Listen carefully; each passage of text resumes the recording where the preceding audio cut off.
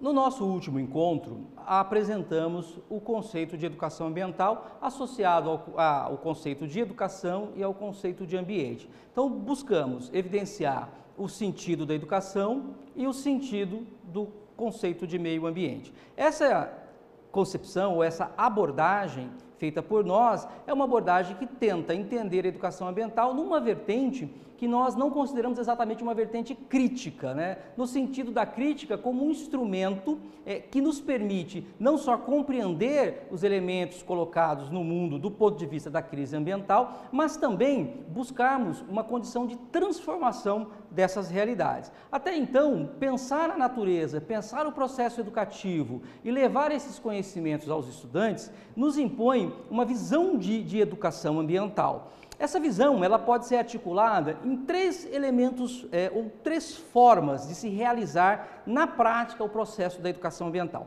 Aqui eu vou colocar da seguinte maneira: a educação ambiental de aspecto cognitivo, a educação ambiental de aspecto afetivo e a educação ambiental no sentido da participação, a educação ambiental participativa.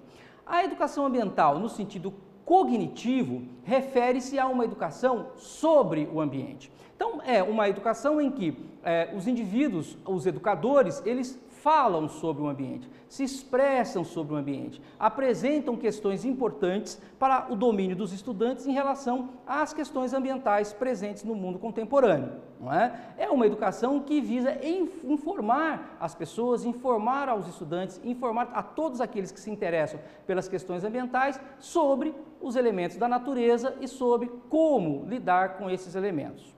O aspecto afetivo da educação ambiental, ou a educação ambiental afetiva, tem uma outra abordagem. Ela busca desenvolver as questões da educação ambiental no ambiente. Não é? Então, levam os indivíduos a experimentarem sensações, experimentarem aromas, cores, sensações próprias daquele indivíduo inserido no ambiente. Isso é muito comum em práticas relacionadas ao turismo ecológico, ao ecoturismo, essas viagens a locais bonitos, a paisagens, para promover no indivíduo uma sensibilização, né? Uma relação com o mundo natural de forma a valorizá-lo no sentido emocional. É uma perspectiva importante. Há alguns autores e alguns pesquisadores que se propõem a realizar esse tipo de processo, mas não só levando os indivíduos aos locais de beleza cênica significativa, mas levam os indivíduos em locais onde se mostra os problemas ambientais. Então, por exemplo, há lixões, à beira de rios poluídos, há centros urbanos com uma infinidade enorme de poluição do ponto de vista atmosférico, também provocando no indivíduo uma sensação, uma emoção diante daquela situação ambiental que se apresenta.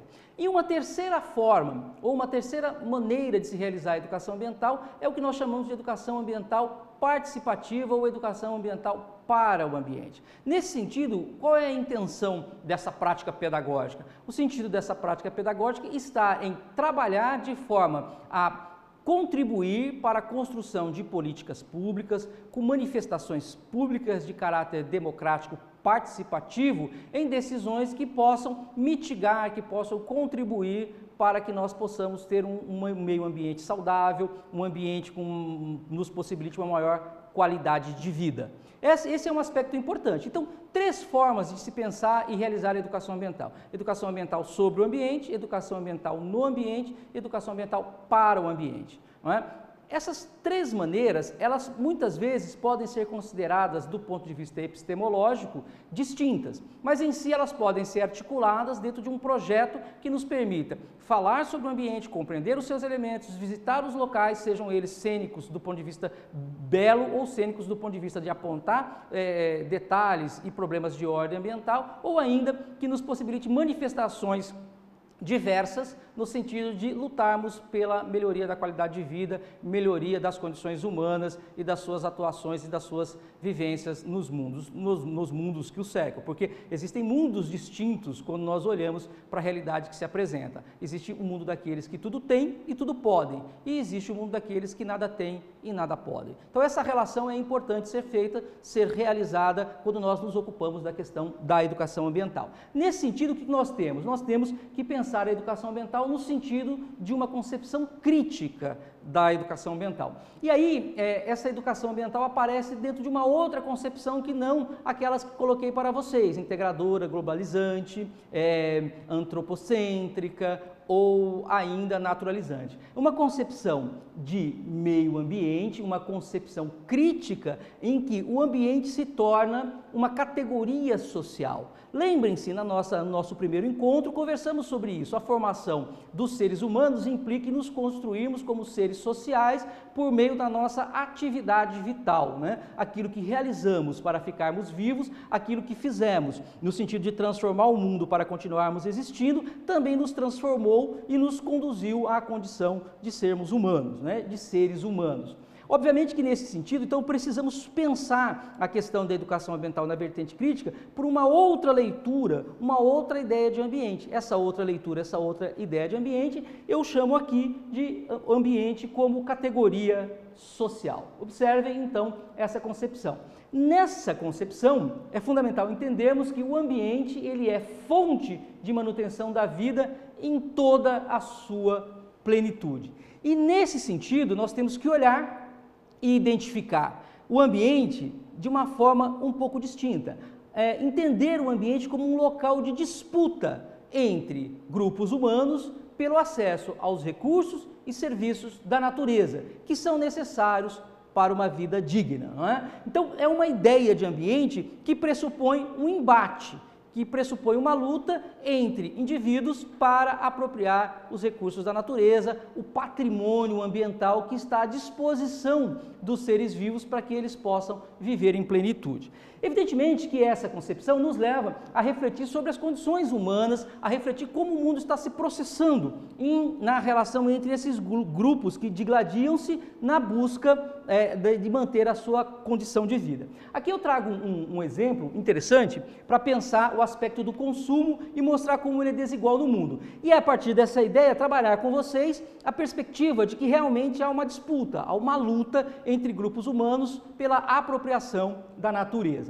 Esse é um conjunto de dados extraídos do Programa das Nações Unidas para o Desenvolvimento, então é um dado que vem dos órgãos oficiais, não é? É importante então nós olharmos para esses dados e eu coloco para vocês que nos últimos anos essas diferenças elas se acirraram.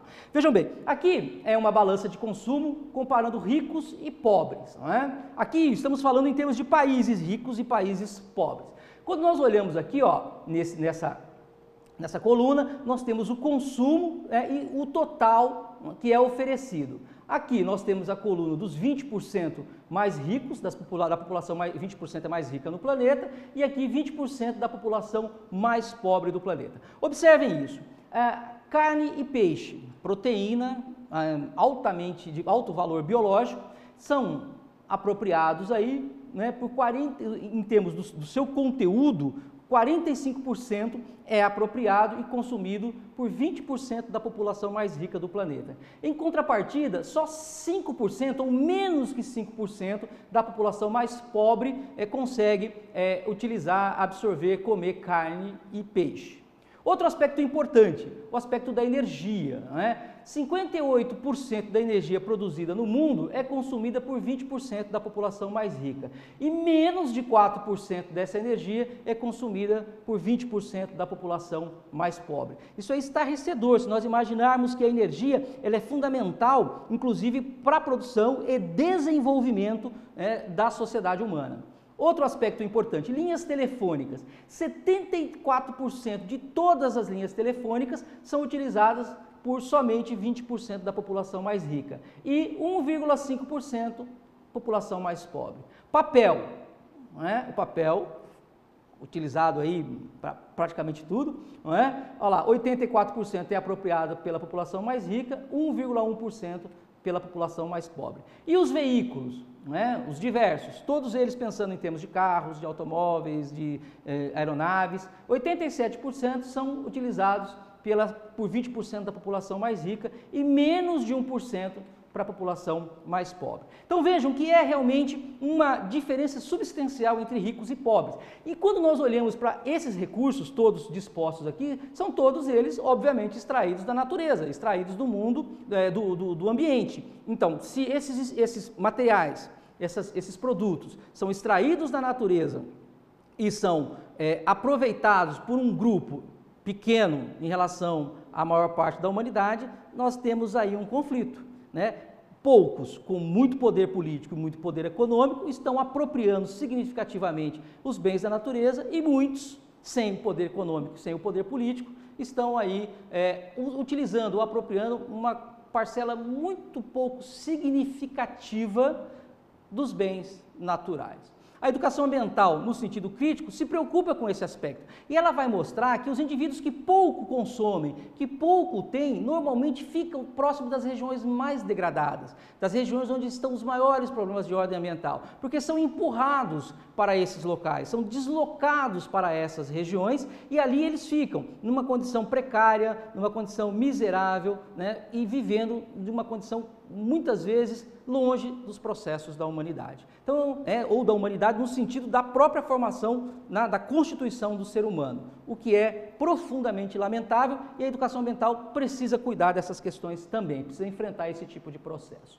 Daí, então, nós temos dois conceitos importantes que eu gostaria de trazer para vocês. O Brasil produziu, nos idos dos anos 90, uma política nacional de educação ambiental. Essa política é do governo Fernando Henrique Cardoso, foi instituída em 1999 e um decreto de 2002 do presidente Lula viabilizou a implementação dessa política nacional de educação ambiental, que inclusive completa 20 anos agora, em 2019, e muitos aspectos se apresentaram em relação a essa política, mas evidentemente é uma política de fundo contraditório, porque precisa lutar contra uma perspectiva econômica imposta, que é uma perspectiva de degradação ambiental, de dilapidação do patrimônio ambiental. E ela trabalha uma política que visa exatamente educar ambientalmente a população para enfrentar e superar esse tipo de condição. Então, nesse sentido, ela se mostra bastante contraditória.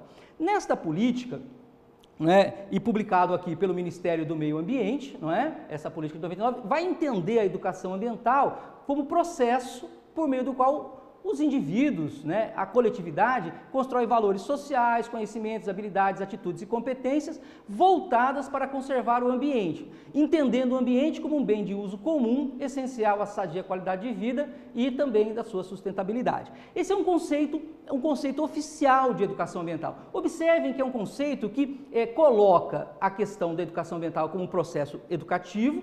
Esse processo está relacionado à educação de indivíduos e de grupos inteiros e foca na perspectiva da conservação do ambiente, mas não considera exatamente o ambiente como um local de disputa, Essa perspectiva leva a uma ideia de consenso, que todos temos que trabalhar em prol do meio ambiente. Essa ideia de consenso acaba descaracterizando no sentido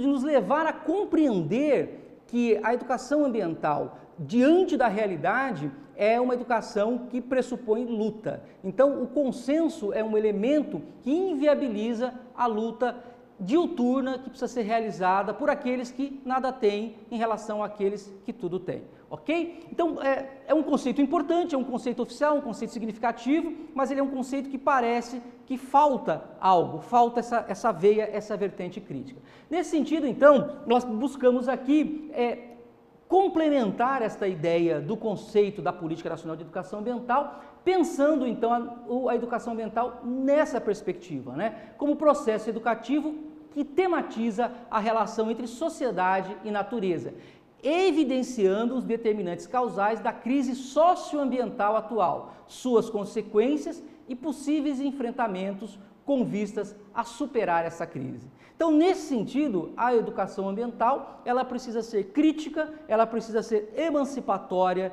e ela precisa ser transformadora. Então, ela vai para uma lógica de compreender e de transformar a realidade, de forma que a compreensão e a transformação dessa realidade nos leve a melhores condições de vida no planeta Terra. E também podemos, então, pensar a educação de uma forma mais simples, a educação de uma forma mais tranquila, como uma educação que tematiza o ambiente. Vejam vocês que essa perspectiva de educação ainda nos leva a entender que é necessário compreender que fundamentos epistemológicos essa educação ambiental apresenta. Então, nós temos que olhar, nesse sentido, para concepções empírico-analíticas, fenomenológico-hermenêuticas e crítico-dialéticas, para entendermos os fundamentos precisos da educação ambiental crítica. E ainda, a partir dessa lógica epistemológica, ou desses elementos epistemológicos, nós pensarmos a pesquisa em educação ambiental. Esse será o tema do nosso próximo encontro. Até lá!